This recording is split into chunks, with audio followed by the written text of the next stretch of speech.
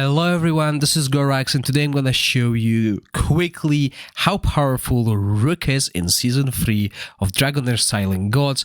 This week we have 30% poison damage increase, and when allies receive healing, they gain a shield equal to 50% of healing.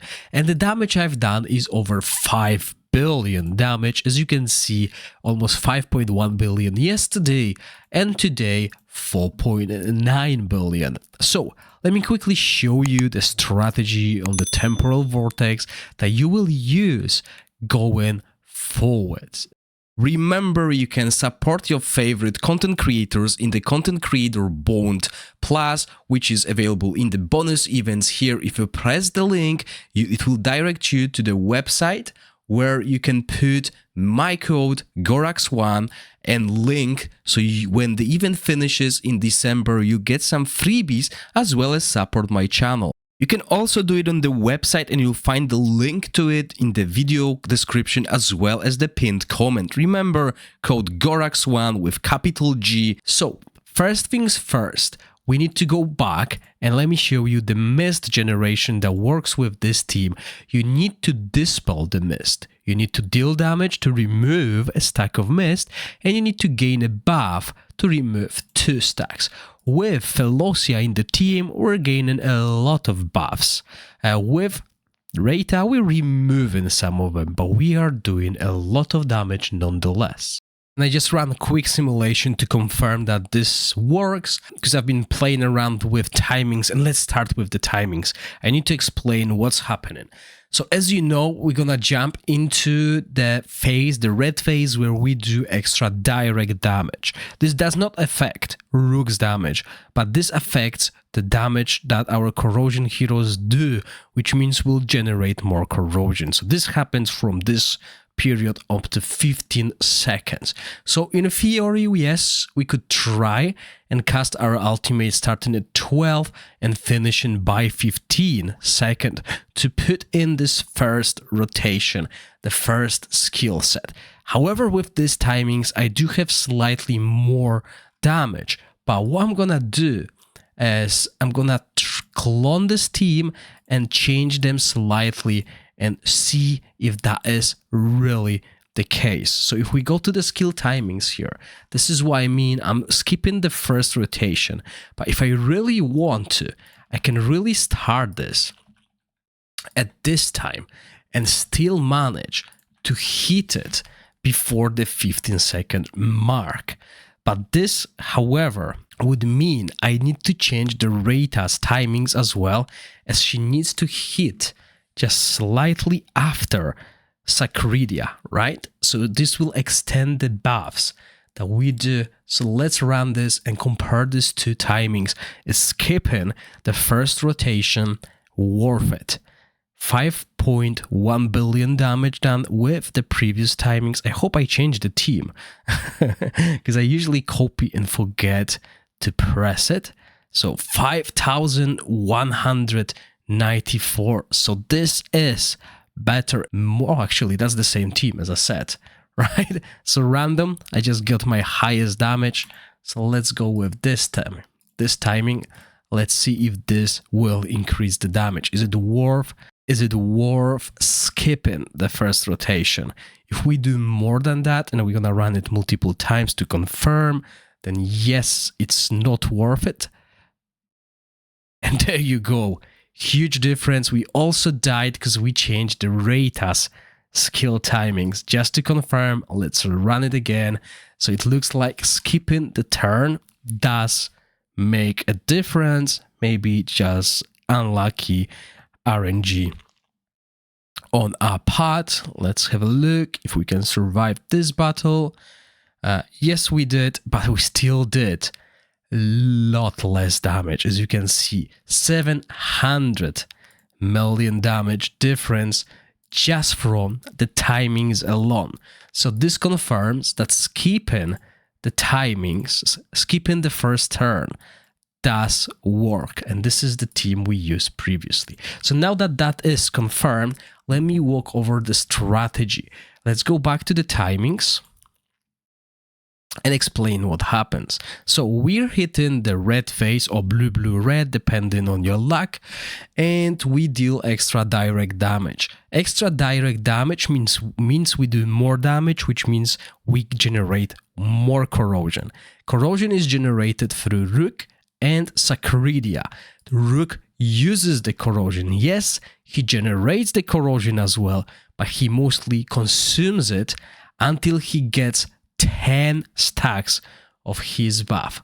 Once he hits the 10th stack of his buff, he will stop to consume that corrosion, and it's called everlasting rot. So once we get to the 10 stacks, we are not consuming any corrosion, and this is where a damage is going through the roof. So maybe before I show you the fight and go over what's happening, let's go over the equipment, etc., and why we do what we do. So let's start with supports, as they're important. So Rita with attack and accuracy. We want to apply the debuffs that she does, which is attack penalty, and that's pretty much it. She scales with the damage done, well, her healing scales with max HP and attack. So this is why building her with HP and attack will help a team to survive, as well as Puppeteer set here to reduce the ultimate's cooldowns. I'll show you the talents of all the heroes. Theodosia here as a main tank. We have to use Aurelium Vest here. I tried using Ribcage and I was dying, so definitely Aurelium Vest, because we need to keep Whisk alive. We need to keep him alive. My enlightenment might be quite low. Maybe with over 400 you will have better luck. Also, this set helps us with granting extra attack to allies, and I tried the gem set as well, instead of this one to compare basically, which gives me more damage, and this is the set, and it seems like this one is better, mainly because we can get like 15% attack, which helps quite significantly rather than 2%. Well, a little bit more, but yeah, looks like the total steam damage is definitely better with that. Before we go to the main damage dealer, let's explain how corrosion works. So we'll start with Sacridia. Sacridia will apply, which is remain, and extra poison vulnerability, which is a super powerful skill. On top of that, enemies under corrosion increase their damage taken by 15% and true damage taken. This is important because this is what's dealing so much damage. So we want her to generate corrosion. To generate corrosion, she needs to deal damage. This is why she's wearing full mythic set. And similar to Whisk, again, we want to generate as much corrosion as possible. So this is why we will use full mythic sets, as that gives us the most attack, most damage. And finally, we get to Rook. Rook really needs his artifact. There's no other artifact that does what the Rook's exclusive does, because it basically, when Rook casts a skill to deal true damage, this damage is increased by 80%, and our damage is coming through this true damage dealt here. This is why his artifact is so important, but I'm gonna show you the results with and without the artifact, as well as lower inspirations, because I'm showing you the highest inspiration, and we'll compare it with Dauntless team as well with the poison buffs, because this is where Rook should shine, poison buffs. Now you might see that I'm using two legendary sets rather than mythics, and that's once again because we will deal damage with true damage rather than the attack. Ignores the target defense when dealing damage, so we don't need Carnage set. We're already ignoring all the defense. Unaffected by damage boosts and penalties, excluding special modifiers that affect true damage. So yeah, there's nothing really that can boost our damage. We could go for extra attack, etc., but it's better to get crit damage and crit rate from these sets. And this is why it's also crucial to get Rook's crit rate to 100% to maximize this damage. I showed you the skill timings earlier. Let me show you quickly the talents. Once again, there might be better ones, but I didn't have time to test the talents yet. So let's start this fight and let me walk you through what's happening. So first, we're gonna skip the rotation on our damage dealers. We hope to either stay in blue. Blue, red is also good, probably even better than blue, red, because at this stage, we don't really have much corrosion. We want to be in the red stage at the end of the rotation where we get this amount of corrosion high. And as you can see, Rook starts with pathetic 400,000 DPS, which is slightly better than Whisk. But with every rotation, with every everlasting rod buff, he consumes less corrosion, which means our corrosion stack is going up. And the poison buff that we have this week helps with damage of Whisk and Sacredia, which increases the damage, well, the corrosion we generate. Staying in the red phase increases direct damage, which also helps increase the damage done by Sacredia and Whisk, but this does not increase damage done by Rook, because direct damage excludes derivative damage and true damage. This is what we do. So Rook is not gaining this benefit. So for him being in red, blue, or yellow doesn't matter, but for the team, it does, because we will generate more corrosion. And as you can see, he started with pathetic 400,000 DPS. He's at 2.8 million. This is what my Inspiration 5 level 79 Beldel was doing. So he's still not there, but look what happens when he gets to 10 stacks of this debuff, which is right now. The corrosion number will stop falling down. It will only go up, which means the next time Rook casts ultimate, his DPS is going to go up and up and up faster, because this number now is not going down, it's only going up. So it will take a while before he hits Flora's DPS. As you can see, we only have 3 minutes left on the clock here in the top corner. So he's not as broken as he was previously, and it takes time for him to really shine, but he is still really powerful and safe bet for the end game. But what I like this season about the Temporal Vortex is that there are 4 teams that can compete against each other depending on the weekly buffs available. So at this stage, Rook is hitting what Flora does with the derivative damage boost. She is usually at 6 to 7 million DPS, but it doesn't take her 4 minutes to achieve that. So at this stage, the Rook team is still behind Flora's team's DPS, okay? But it does go faster. So look at this. We get to 2.5 billion damage with 2 minutes left on the clock. And we know this team is hitting 5 billion. So basically, we do double our damage in the last 2 minutes. The fight is it 5:30 or is it 7:30? I think it's 5:30. So the last 2 minutes is where Rook really picks up. Look at that. We now have over, I don't even know what that number is, but it's a huge number of corrosion, is it right? So this is where Rook is hitting now almost 10 million DPS, which no other hero in the game is able to do. Even Guinevere Inspiration 5, which we'll compare with after this fight and after I show you the same team with Inspiration 0 and tell you about issues with Inspiration 0 team when it comes to Rook.